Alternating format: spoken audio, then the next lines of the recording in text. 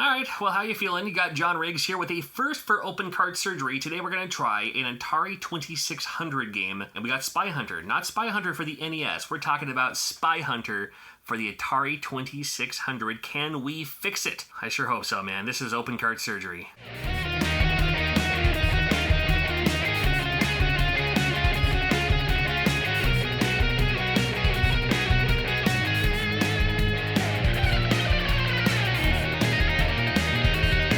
First thing you want to do, thumbs up the video. It proves to YouTube that these videos are actually worth something. I appreciate that. This cart was sent to me via Vintage Video Game Geek, and you can check out Vintage Video Game Geek on YouTube as well. I'm actually going to meet him for the first time at the Game On Expo later on this August, and I'm looking forward to it. In fact, you might see me pop up on his channel. You never know. Now, I do have an Atari 2600 in storage. I haven't used it in years, and I have a decent collection for it.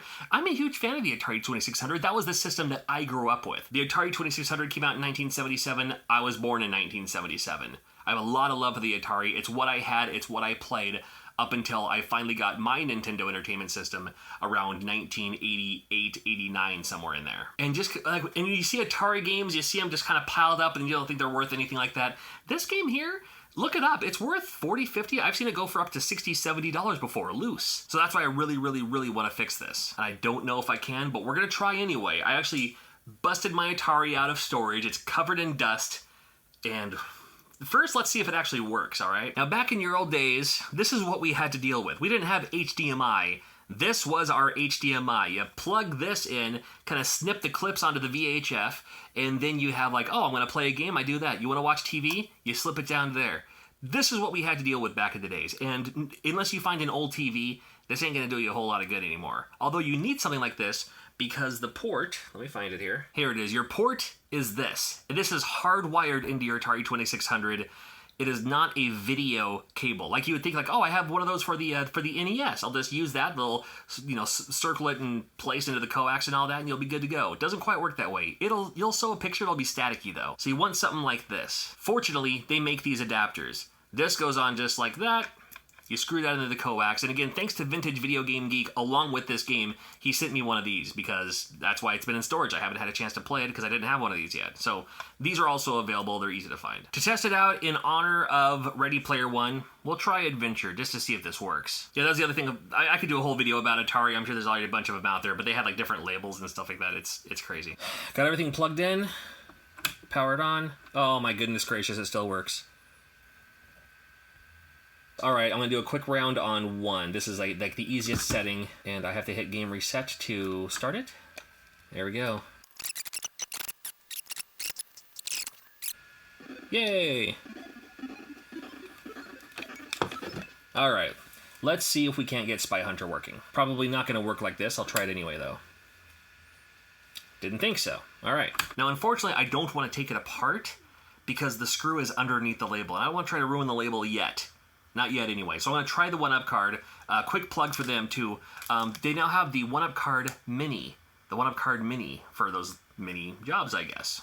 This is the same premise, just thinner cards there. And for this game, I'm going to be trying one of these cards. We'll see if it happens. Now, Atari games are just circuit board, like any other cartridge-based games, you know. Now, notice that this game is also already kind of recessed, if that makes sense.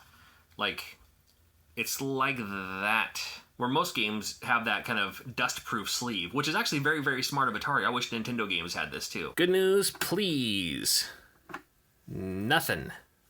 We'll try the Bright Boy. If it doesn't work, I'm open to suggestions. Now, if you're not familiar with Bright Boy, it's just like Brasso, but doesn't leave the residue. In fact, I will never use Brasso again so long as Bright Boy exists. I like it that much. With how much this little plastic sleeve is recessed, I don't even need to take it out of the card anyway. I can see the whole thing right here, which might be the issue, but I don't think it is. I really don't. All right. Only good news.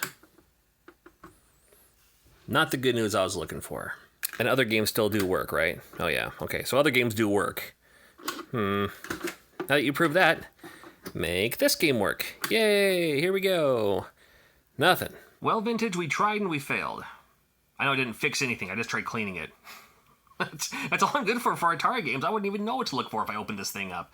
Nor do I even want to open it up. However, not opening it means it's still not working. But there's that. Hey, wait a minute. Actually, there's no There's no screw on the inside of this label. There's usually a screw like right in the middle. Is it a snap case? Again, I don't want to break it. Dude, this has been opened before, hasn't it?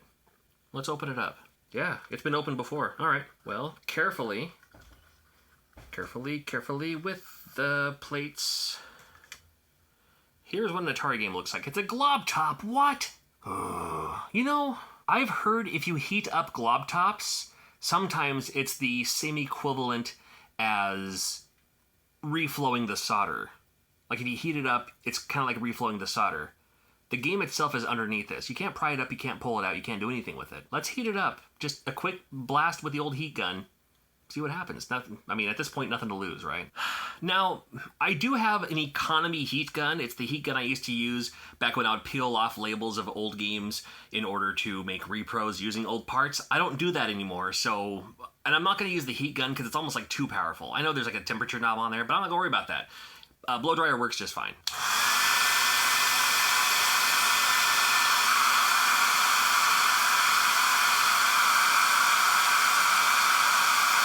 Do I look completely buff like this?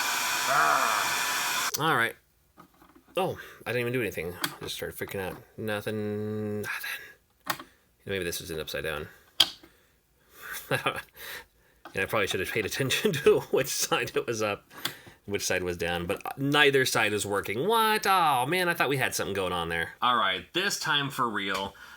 Couldn't get it working yet. I still have hopes for this, so if you have any ideas, please let me know in the description below. Vintage, we got to get this working for you so I can hand it back to you at the Game On Expo coming up in August. I'll see you there. You'll even see Vintage there, too, if you allow us to be seen, huh?